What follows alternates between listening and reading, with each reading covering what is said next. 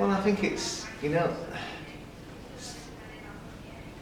talk about legitimacy. I mean, there is a legitimacy in asking questions.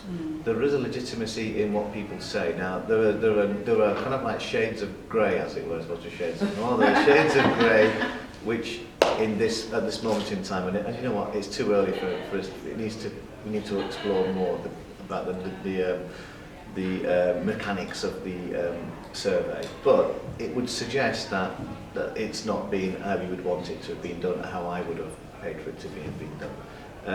I just asked the question again, which is, what do you want out of it? And if you're talking about community cohesion and you're twisting it slightly to get what you're, then you've got to ask yourself, why? Yeah. But that doesn't stop it from being a legitimate question. I think at this moment in time, a lot of people in Britain would want to know what their fellow Britons think. I think there's no harm in that. I think there's no harm in asking that question. But we do live in a post-Paris kind of world. People are scared.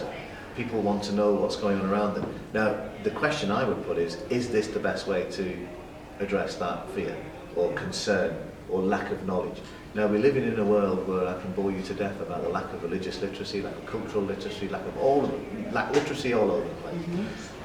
But that lack of religious literacy, which people have full stop about their own faith or people of faiths around them, the worrying thing is that when you do throw in something which is quite complicated and sophisticated, and because it's not black and white, you're not asking me the question, do you support ISIS or not?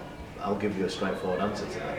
If you're starting having nuanced kind of frameworks around it, then without that lack of knowledge, without that detail of what a lot of this means, and without that detail about foreign policy, without that detail of 150 years of kind of Western intervention in the Middle East and Asia and all those kind of places, and Africa, without any of that detailed background interjected into the story, you're not going to get a true picture. So is it this one particular article and survey? Not really, no. I think the wider issue is that people don't have the depth of knowledge about history, about where conflicts start, about cultural identity, about religious identity, about all of those things. If they don't have that, then they can't give a proper answer to the question.